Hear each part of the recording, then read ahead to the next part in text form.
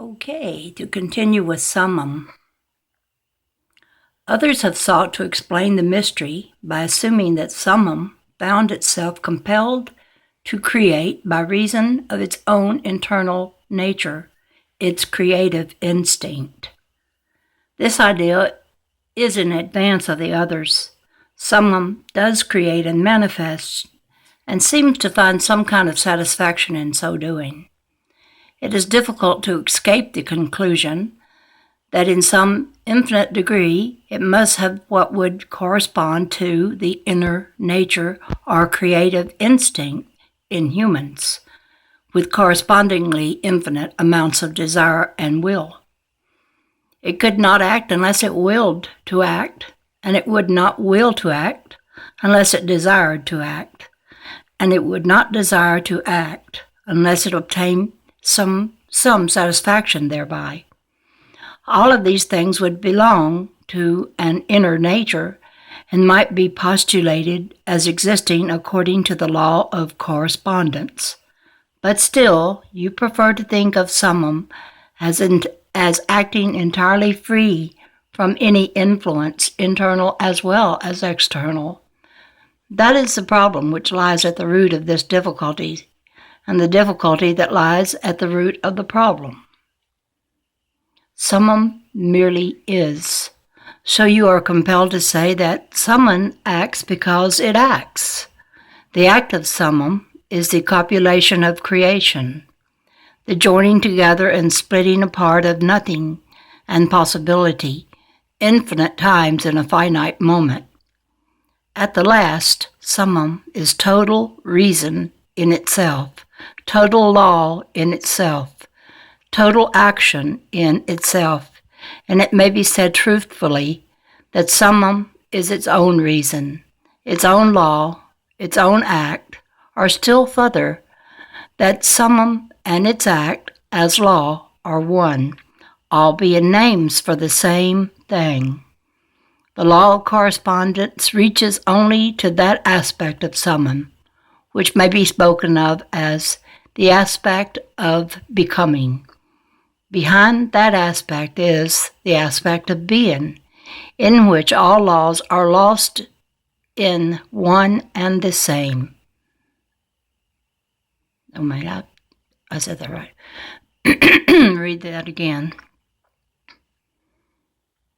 The aspect of becoming. Behind the aspect is the aspect of being, in which all laws are lost in law, all principles merged into principle, and Summum, principle, and being are identical, one and the same. Therefore, a metaphysical speculation involved with human emotions on this point is futile. I go into the matter here merely to show that the question is recognized, and also the absurdity of the ordinary answers of metaphysics, philosophy, and theology. As above, so below. As below, so above. Summum. The second great Summum principle embodies the idea that there is a harmony, agreement, and correlation between the many fields or levels of manifestation, life, and being. This is so because all that is in the universe emanates from the same source. The same laws, principles, and characteristics apply to each unit or combination of units of activity as each manifests its own phenomena in its own field. Note that as you examine the concept of field, the rate of vibration expresses the degrees or levels of that field. It is a well-known fact of modern science that everything is in motion. Everything vibrates, nothing is at rest. From the highest manifestation to the lowest, everything and all things vibrate. Not only do they vibrate at different rates of motion, but in different directions and in different manners. The degrees of the rate of vibration constitute the degrees of measurement on the scale in the fields. These degrees form levels. The higher the degree of vibrational rate, the higher the level. and the higher the manifestation of life occupying that level. There is no need to create an argument by applying terms and to construct to the fields, levels, and dimensions of the universe. Terms would be artificial and arbitrary, for the fact is that all of the levels are but ascending uncountable degrees of the great scale of life. The lowest point is undifferentiated matter, and the highest point is that of spirit. The different levels shade into each other so that no hard and fast divisions may be made between the phenomena on adjoining levels. The atom of matter, the unit of force, the mind of the human, and the being of the archangel are but degrees in one scale. All are fundamentally the same. The difference depends solely upon the degree and rate of vibration. All are creations of Summum and have their existence solely within the infinite mind of Summum. From the bottom of the scale, where gross matter begins, the scale ascends and reaches heights where beings of whom you may speak of as angels, archangels, and demigods reside. On some of these levels dwell those great souls whom you call masters and adepts. Above them come the great hierarchies of the angelic host, unthinkable to humankind, and above those come those who may without irreverence be called the gods. So high in the scale of being are they that their intelligence and power are akin to those attributed by the races of humankind in their conceptions of deity. These beings are so beyond even the highest flights of human imagination that the word divine is the only word applicable to them. Many of these beings, as well as the angelic host, take the greatest interest in the affairs of the universe and play an important part in its destiny. These unseen divinities and angelic helpers extend their influence freely and powerfully in the process of evolution and cosmic progress. Known as the Summa individuals, they have superimposed their knowledge and power upon the world again and again, all under the law of Summa, of course. Their occasional intervention and assistance in the affairs of humankind have led to the many legends, beliefs, religions, and traditions of the race, past and present. Yet the highest of these advanced beings exist merely as creations of and in the mind of Summa. They are subject to the cosmic processes and universal laws. They are still mortal. You may call them gods if you like, but still they are but the elder sisters and brothers of the race, the advanced souls who have outstripped you. They have foregone the ecstasy of absorption by Summum in order to assist the race on its upward journey along the path. They belong to the universe and are subject to its conditions. Being mortal, their level is below that of absolute spirit. In summary, according to the principle of correspondence, which states as above so below, as below so above, all of the 7 great Summa principles are in full operation throughout the universes and the levels contained within them. The principle of mental essence, of course, applies to all levels, for all are held in the mind of Summum. The principle of correspondence manifests in everything. For there is a connection, harmony, and agreement between the many levels. The principle of vibration manifests on all levels. In fact, the very vibratory composition of matter and energy defines its level or field of existence. The principle of opposition is also operational throughout the cosmos, the extremes of the opposing points being apparently opposite and contradictory. The principle of rhythm can be seen in the movement of phenomena having its ebb and flow, rise and fall, incoming and outgoing. The principle of cause and effect is constant, every effect having its inescapable cause, and every cause having its effect. Lastly, the principle of gender manifests on each level, operating along the lines of its masculine and feminine aspects. As above, so below, as below, so above. This axiom embodies one of the great principles of universal phenomena. Okay, Chapter 11, Vibration. Now they're going to go into more detail on all of these. Nothing rests, everything moves, everything vibrates, Summum. The great third Summa principle, the principle of vibration, embodies the idea that motion is manifest in everything in the universe. Nothing is at rest. Everything moves, vibrates, and cycles. The Summa teachings are that not only is everything in constant movement and vibration, but that the differences between the various manifestations of the universal force are due entirely to the varying rate and mode of vibration. Only Summum in itself vibrates at such a constant rate and with such an infinite degree of intensity that it may be practically considered as at rest. This vibration and movement is generated by the copulation of creation. Nothing and possibility come in and out of bond infinite times in a finite moment. Even on the physical level, a rapidly moving object such as a wheel seems to be at rest.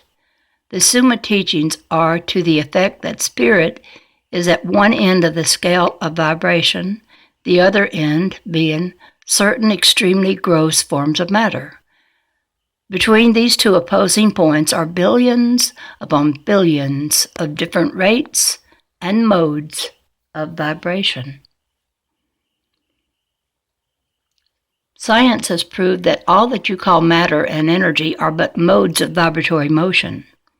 Some of the more advanced scientists are rapidly moving toward the position of Summum, which holds that the phenomena of mind is likewise modes of vibration or motion. Since science teaches that all matter can be described in terms of its vibration arising from temperature or heat, whether an object be cold or hot, both being but degrees of the same scale, it manifests certain heat vibrations, and in this sense is in motion and vibration. From electrons to suns, all particles and objects of matter are in orbital movement, and many of them turn on their axis. The suns move around greater central points, and these are believed to move around still greater, and so on ad infinitum. The molecules of which the particular kinds of matter are composed are in a state of constant vibration and movement around each other and against each other. The molecules are composed of atoms, which likewise are in a state of constant movement and vibration.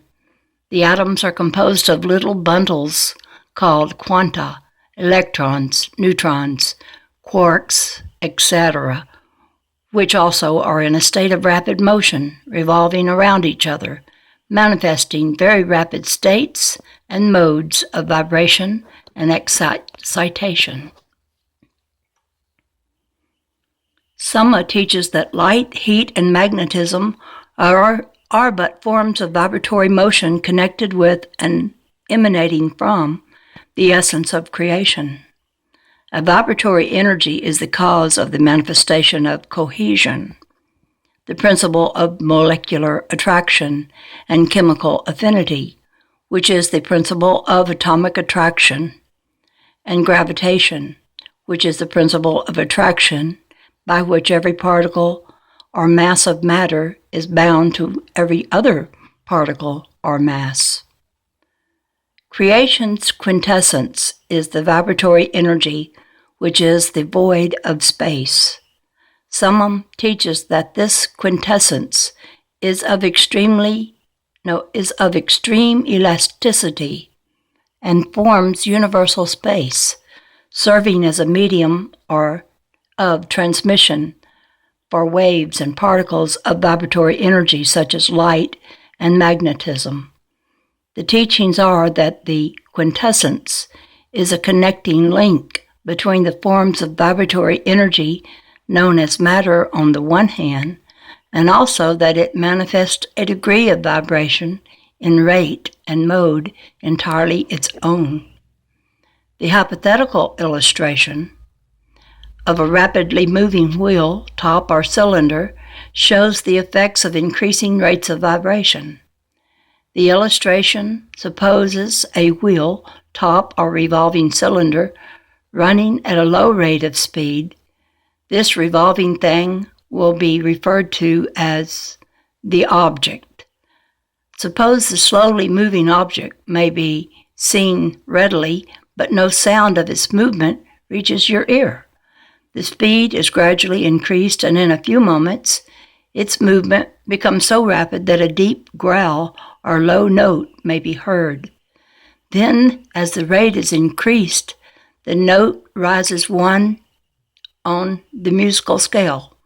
The motion being still further increased, the next highest note is distinguished. Then one after another, all the notes of the musical scale sound, rising higher and higher as the motion is increased. Finally, when the motion has reached a certain rate, the final note, perceptible to human ears, is reached.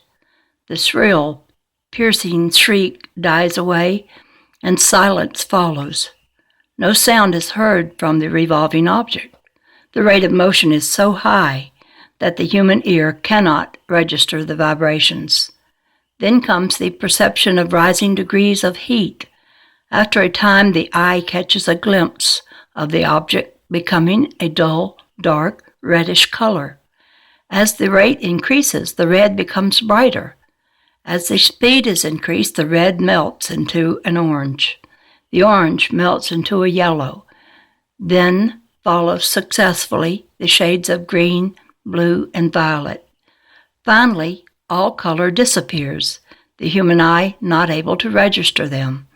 But there are invisible rays emanating from the revolving object. Electricity and magnetism are emitted when the appropriate rate of vibration is obtained. When the object reaches a certain rate of vibration, its molecules disintegrate and resolve themselves into the original elements or atoms. Then the atoms, following the principle of vibration, are separated into the countless particles of which they are composed. Finally, even the particles disappear, and the object may be said to be composed of the quintessence.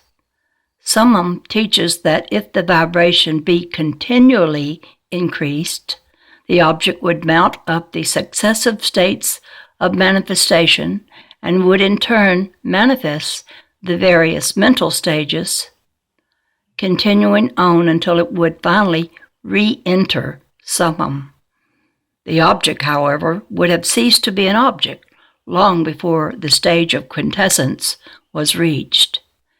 The illustration shows that the destination of constantly increasing rates and modes of vibration is spiritward.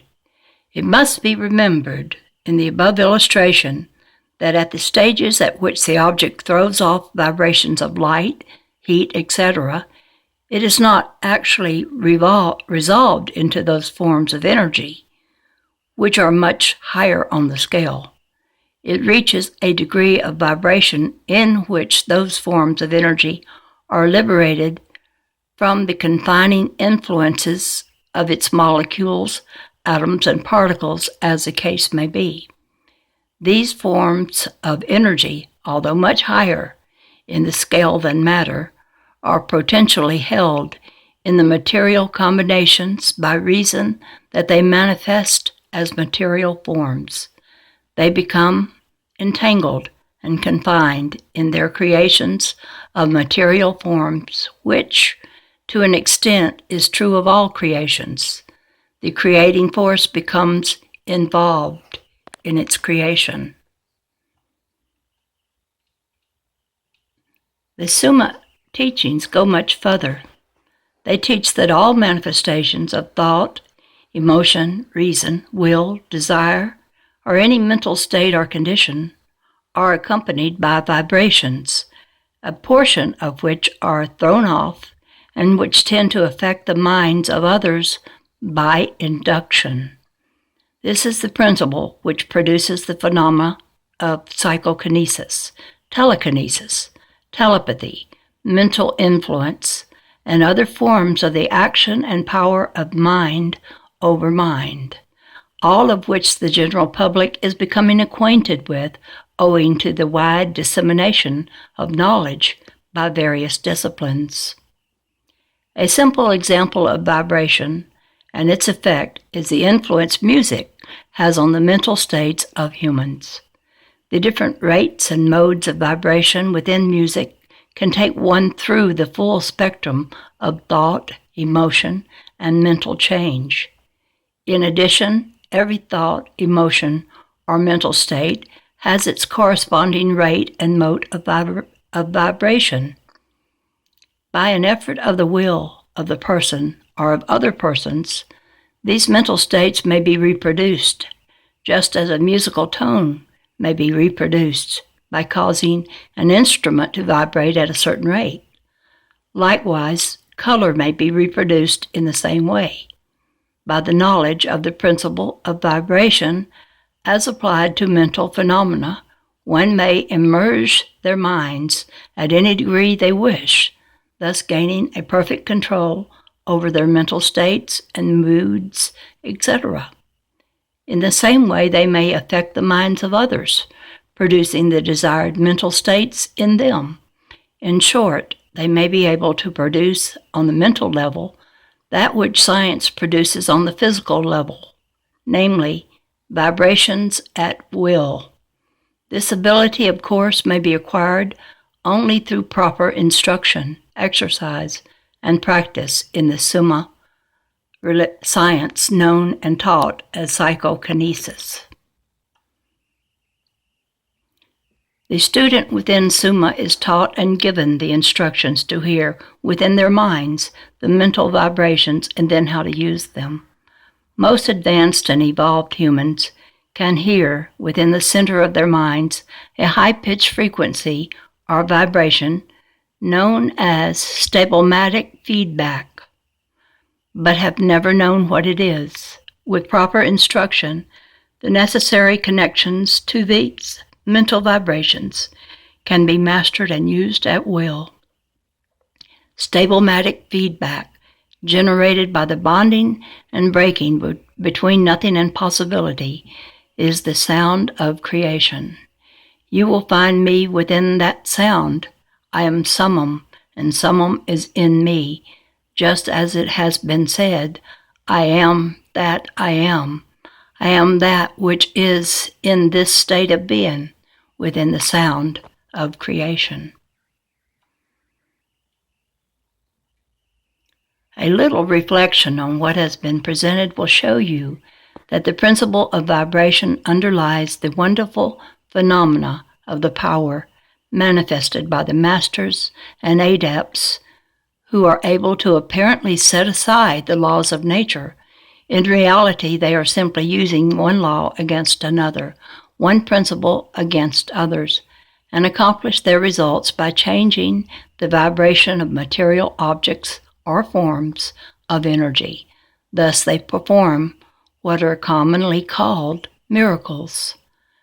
As it is said with Summum, those who understand the principle of vibration hold the specter of power.